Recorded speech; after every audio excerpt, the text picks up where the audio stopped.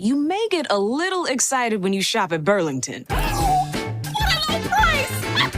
Do you see that? They have my favorite brand! It's like a whole new Burlington! I can buy two! I'm saving so much! Burlington saves you up to 60% off other retailers' prices every day. Will it be the low prices or the great brands? Burlington. Deals? Brands? Wow! I told you so. Styles and selections vary by store. The spirit of innovation is deeply ingrained in America, and Google is helping Americans innovate in ways both big and small. The Air Force Research Laboratory is partnering with Google Cloud using AI to accelerate defense research for air, space, and cyberspace forces. This is a new era of American innovation. Find out more at g.co/American innovation. Hello and welcome to Gabfest Reads for the month of May in 2025. I am here with an amazing award-winning New York Times Magazine writer who is also a dear colleague of mine, Susan Dominus. Hi, Sue. Hi, Emily. Thank you so much for the kind words and for having me today. Absolutely. We are here to talk about your terrific new book, The Family Dynamic. And this is a book about families in which multiple children achieve extraordinary success. So you're asking a question about what sets these rare families apart, and then I think teasing out lessons for the rest of us from their circumstances and experiences. And you start by talking about the Brontes, and then you move to the stories of several families who are contemporary from our own times. And you're exploring their experiences and stories and also telling us a lot about the latest science on issues that often obsess parents, whether they like it or not. The classic debate between the influence of nature versus nurture, talent and effort. How do you set expectations without trampling all over your kids?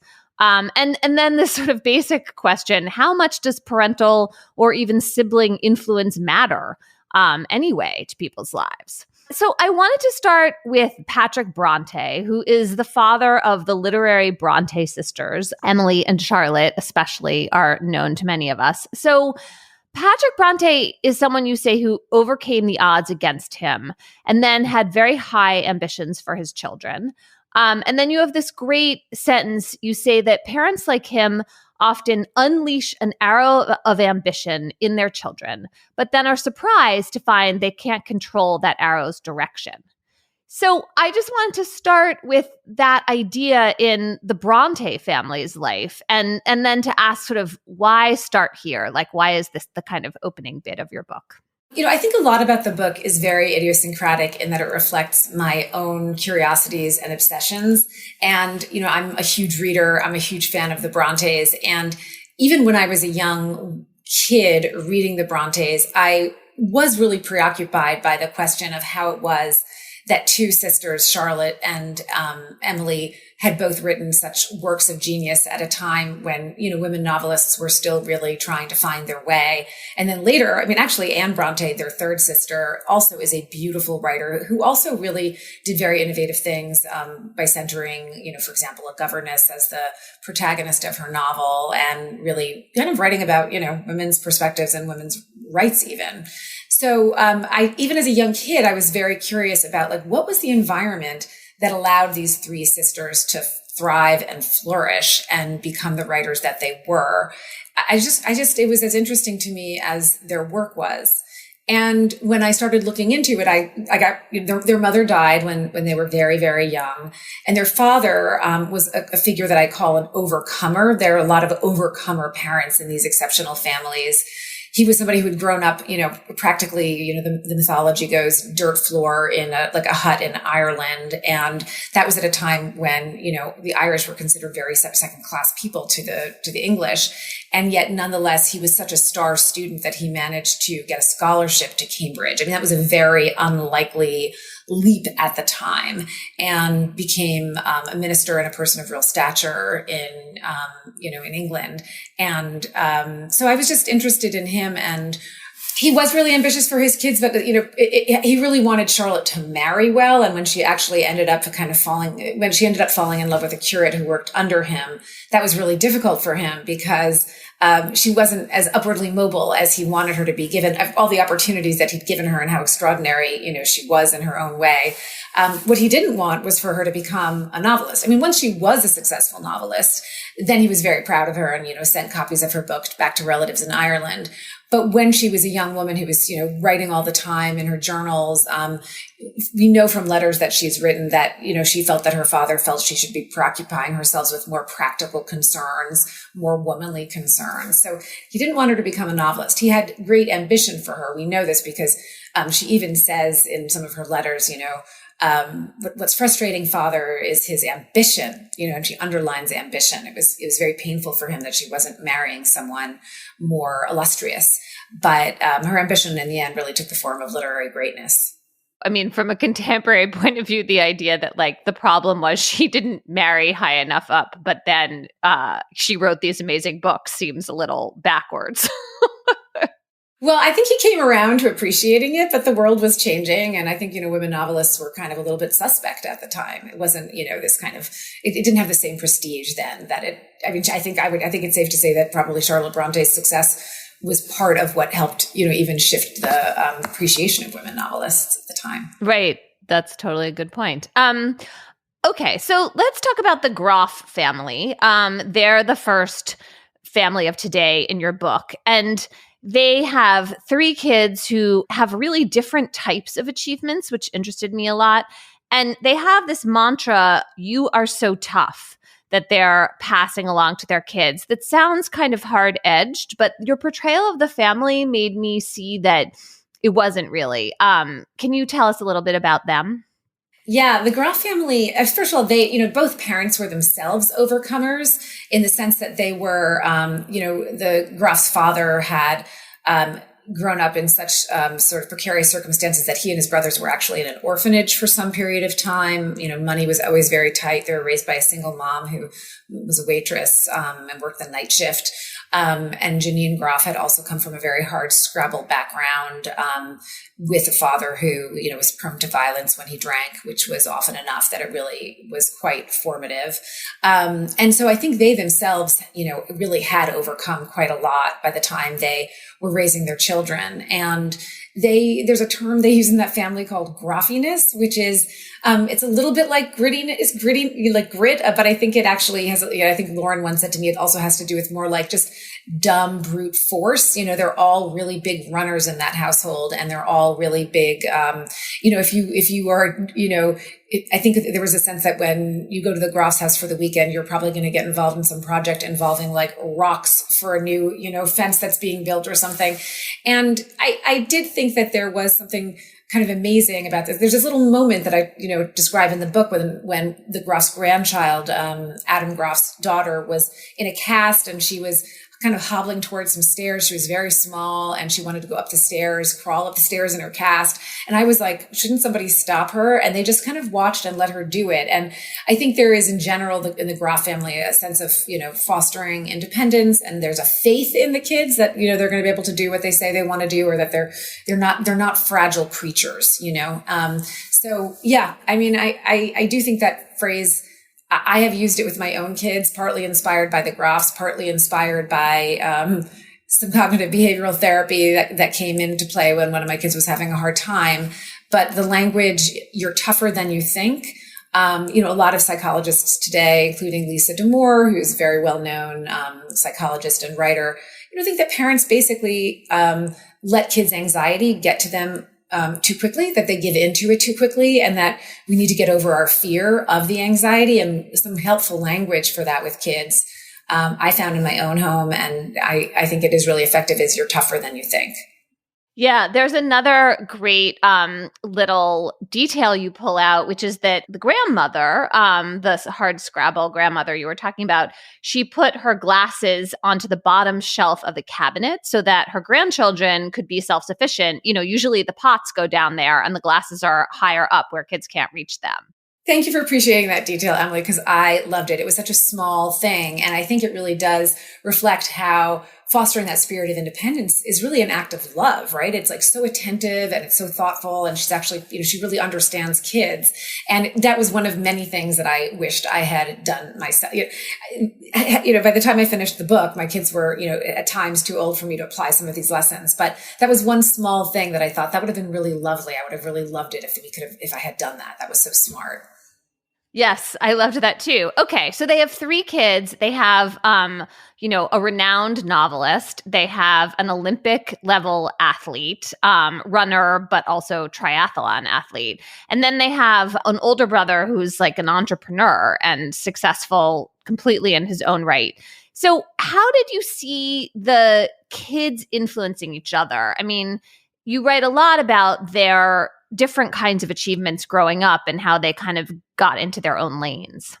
Yeah. I mean, I think, first you have to start by saying, kids do come into the world very different to begin with. But then there is some thinking about how kids respond to each other. Obviously there's this theory of individuation, which, by the way, you do see more in upper middle class homes than you do in working class or lower class homes, just because it takes resources to individuate, right? Like there has to be somebody to drive one kid to ice skating lessons and take the other one to the library or, whatever it is. So, and I think that there's also more emphasis in upper middle class families on having the kids individuate. But the Groff siblings would say that it happened kind of organically, which is, especially Sarah would talk about the fact that her older siblings were really good students and really, really established. And she was the youngest child. And she felt this tremendous pressure first of all, she felt tremendous pressure to live up to the example that they had already set, because if she didn't, whose fault was it? It had to be hers, right? Like everything worked out well for them. So it was just a reflection of some failing on her part if she didn't also get A's.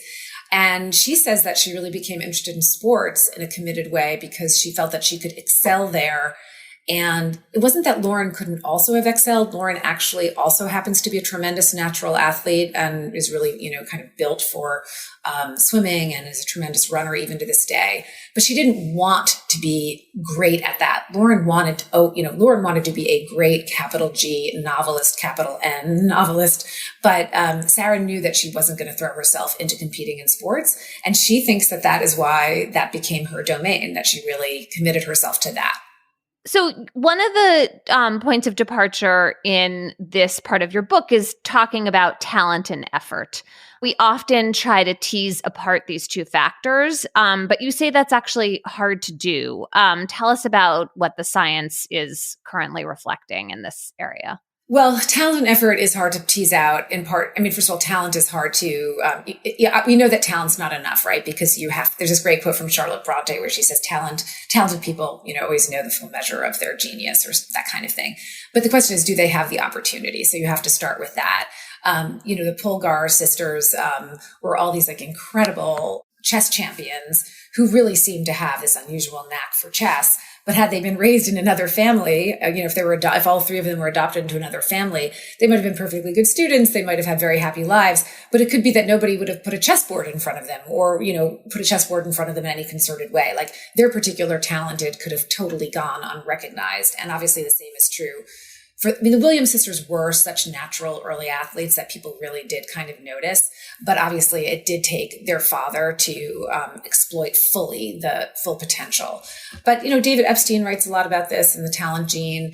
We like to think that every boy who is reasonably athletic and throws his heart into it and wants to be a professional baseball player, that you can reach that dream if you just work hard enough and you're just committed enough. But we know that most professional baseball players have eyesight, that is better than 20/20, right? It's because there are so many people who want to do this sport, and all of them are trying their hardest and all of them are throwing everything they have into it. But you kind of need that special X factor sometimes. So I think this idea that, was never exactly how Malcolm Gladwell presented the 10,000 hour rule. But, for a while we had this idea that to, achieve mastery and expertise and really be, kind of at the top of your virtuoso in something, you just needed to put in 10,000 of hours and you would get there.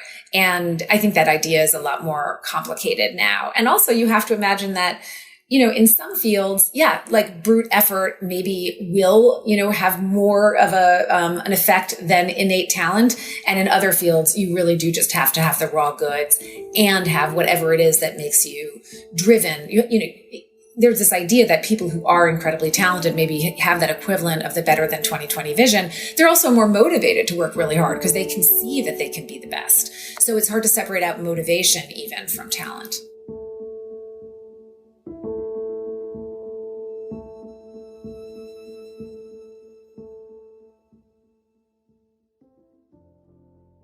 This episode of Gabfest Reads is brought to you by Quince. You know when a new shirt or pants become your go-to, lightweight, comfortable, always on point? Well, that's what you can expect with Quince. My girlfriend just bought a pair of pants from Quince, and she cannot stop talking about them.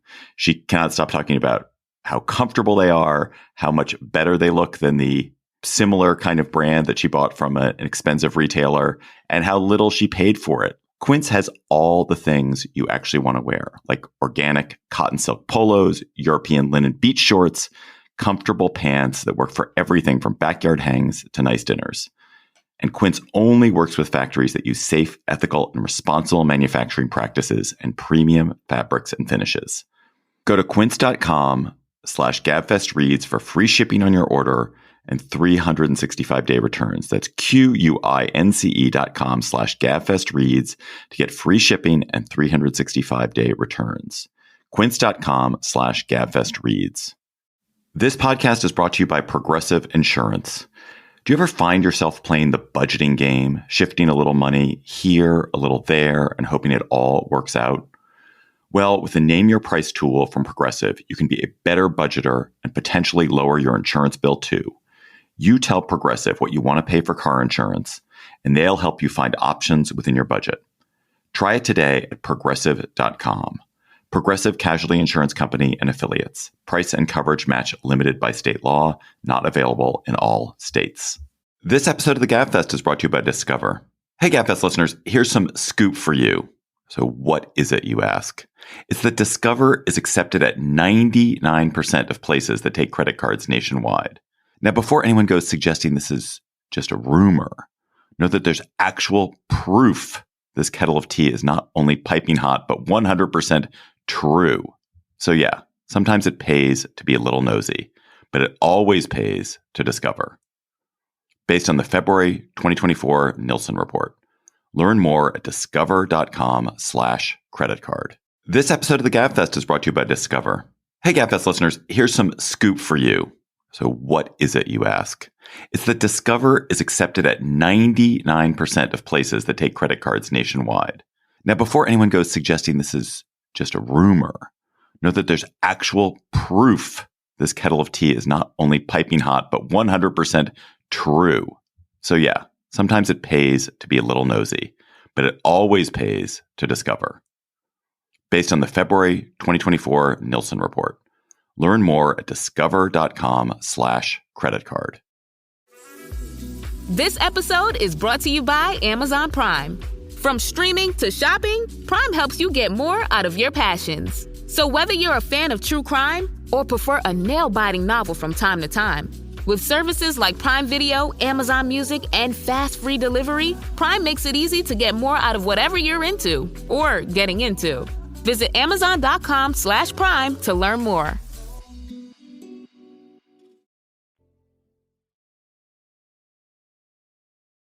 Let me ask you about another family in your book, the Murguias. The parents in this family are living in Kansas City, Kansas, but they're immigrants from a small province in Mexico.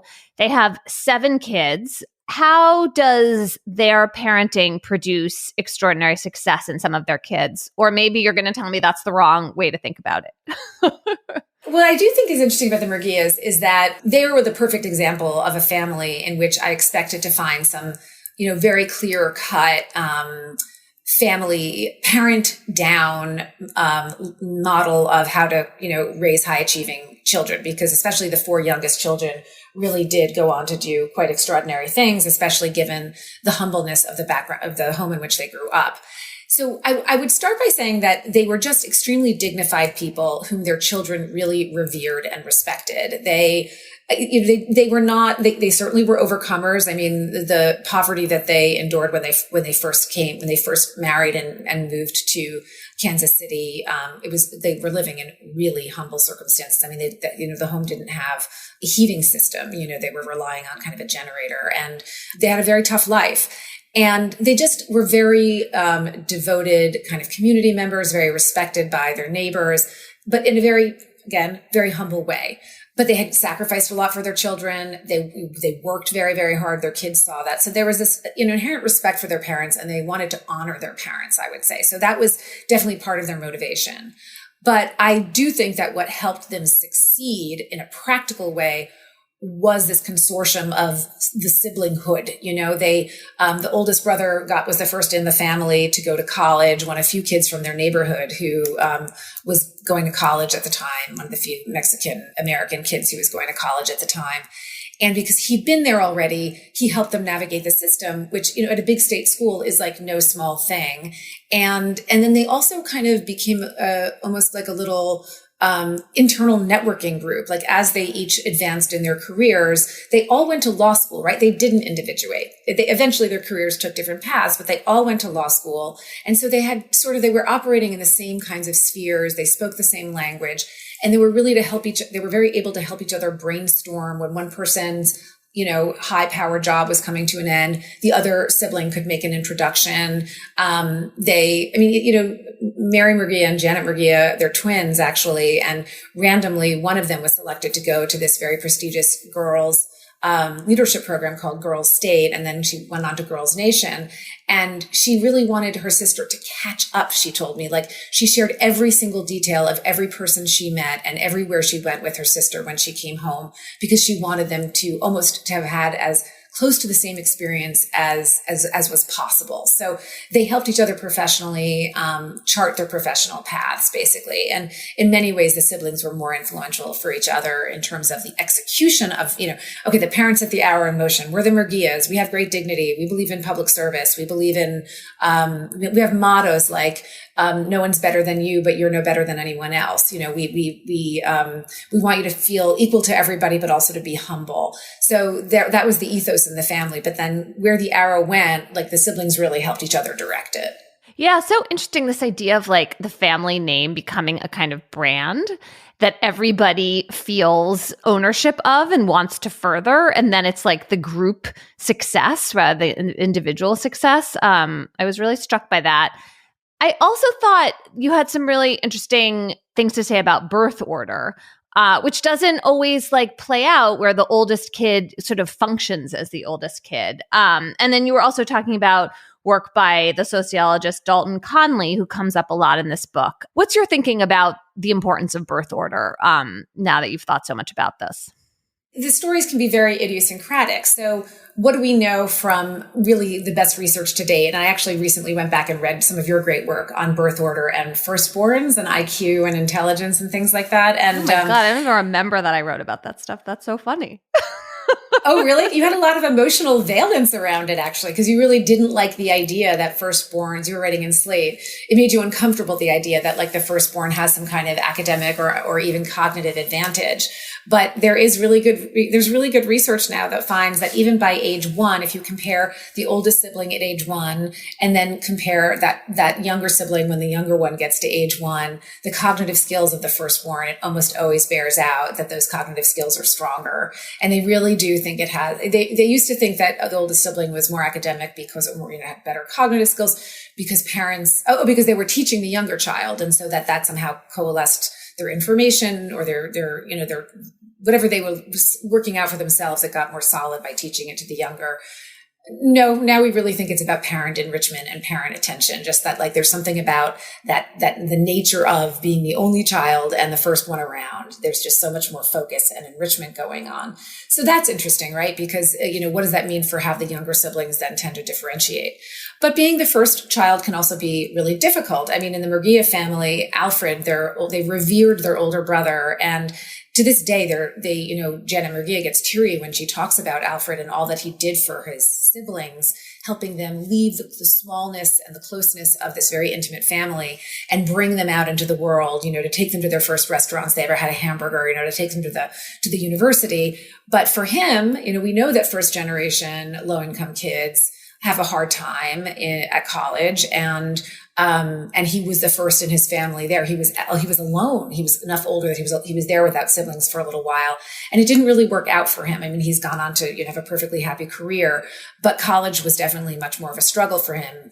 So obviously these things are all averages, and every family has a different experience. But other than IQ and cognitive skills, or however you want to frame it, or even just academic achievement, the best research we now have on personality and birth order suggests that, we like to think of course the oldest child is conscientious, but what we now kind of understand is that within the family, everybody thinks the oldest child is the most conscientious, but that's because that's the oldest child. Older people are more conscientious. And now we really, just these vast databases, suggest that that person might be the most conscientious in their family, but out in the workplace, they're not necessarily more conscientious relative to their peers.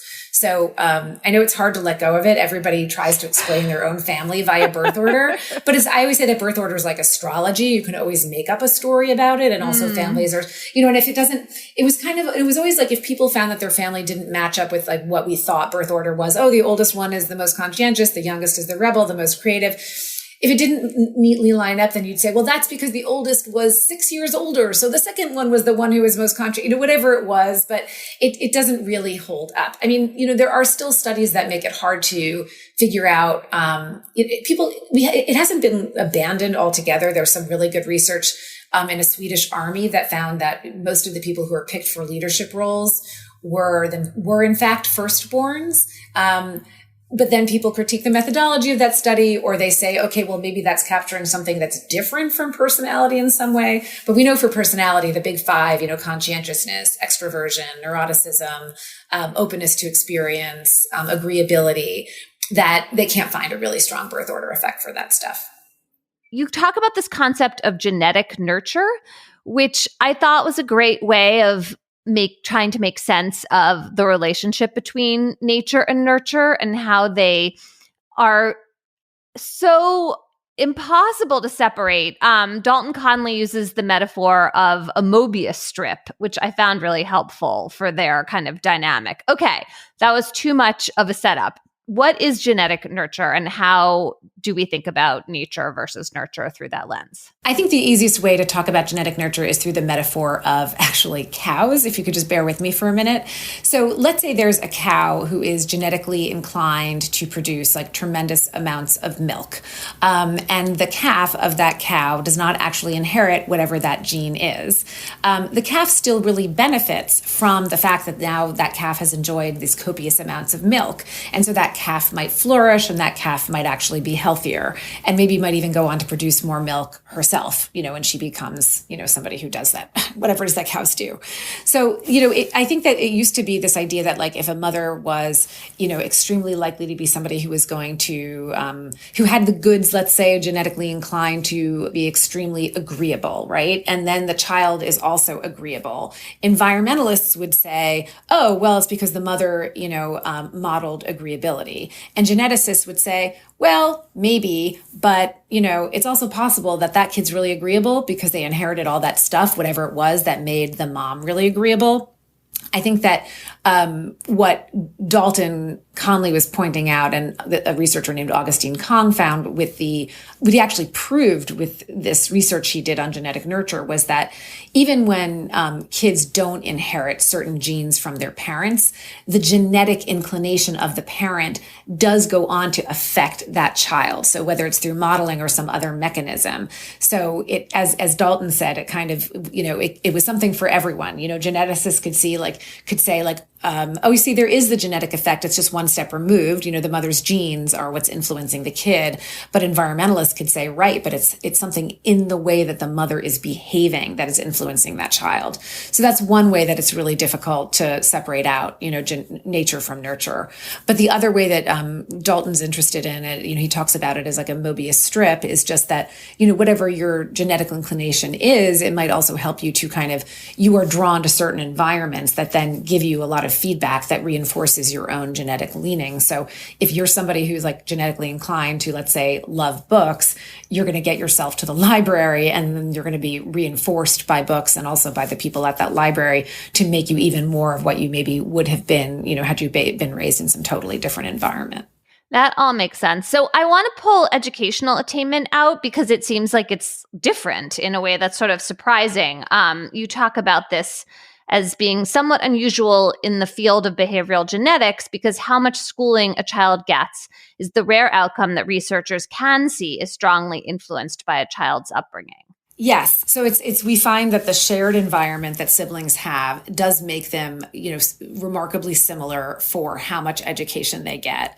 And some part of that is parenting, for sure. But also your neighborhood is the shared environment. Siblings tend to grow up, in the same town. And so it's, Raj Chetty has done a lot of really great work about neighborhood effects. But that is one way that socioeconomic status is preserved, kind of regardless of what kids' natural talents are, is that fraternal twins, for example, are very likely, to have similar educational attainment, almost as similar as identical twins. Whereas that's not true for most other qualities. Like fraternal twins aren't necessarily more, particularly alike on things like personality or agreeability, or even whether they stay married or not. But for educational attainment, that is really reinforced by financial resources and class and neighborhood and kind of culture, immediate culture. The last topic I wanted to raise with you is creativity. You do some really interesting writing about the qualities of curiosity and irreverence and how they kind of feed into creativity, and then some thinking on whether you can actually really increase a person's creativity and openness. It's such an important quality, and yet maybe we're just kind of stuck with what we start with. What's true for everything regarding what we start with is that it has a maximum point that it can be reached or not, depending on what we feed, our children, and so if you have a child who's at all open to experience, very curious, but you yourself don't foster that, there's only so far that's going to go. Or maybe they'll create their own environment down the road and they'll find their way to an artist colony 20 years later. But who knows how much, more artistic or interested in culture they'd be if you had started earlier, right? So I think that, I really wrestled with a tension between our desire to change our kids to be a certain way that we value, and which I think we all can agree is you kind of want to be careful of that instinct. You don't want to try to make your child someone that child is not inclined to be. At the same time, you want to give your kid enough exposure and opportunity that whatever natural instincts they have, let's say for curiosity, irreverence, learning, culture, you want to be able to maximize that and foster that in whatever way you can. And there's a little bit of research that suggests that encouraging travel is one way to do that. But it's also just obviously, I think a parent's enthusiasm and making that a value in the family can only help. So I do think throughout the book, I wrestle with this idea of, well, why do we want to make our kids grittier? I think the entire culture has had a real reckoning around that. Again, do we want to quote unquote make our kid any one way that isn't the way that child is naturally inclined? Sometimes I think that's a losing gambit, and it only leads to heartbreak and frustration on both sides. So it's this fine line between accepting your child for who your child is, while also at least putting enough in front of that child that they have the opportunity to express whatever innate talent or value you appreciate. I think that's a great way to put it. You were working on this book in the years your kids were growing up. And so inevitably, you must have been thinking about your own parenting, your own sort of family dynamic as you're exploring all these other families. What do you feel like what do you think about the most? What was the most surprising or useful or just interesting to you from all this work? I think the thing that I felt the most guilt about, if I, can speak from the heart, is, this really wonderful researcher named Julia Leonard works a lot with babies and toddlers and studies when do parents intervene? When do parents jump in and just tie the shoelaces or like go find the thing for the kid or finish the puzzle, And I do think that in my, busy working mom life, I often, in the name of expediency, did not have the patience to let my kids figure it out. And I did do a lot of jumping in and intervening, everything from, like helping them get the karate, gi on, rather than having them just like finally figure it out for themselves. By the way, not that I ever could figure it out either. I just got some other mom to do it, but I went terrible with the belt. The ultimate hack. Yeah, exactly.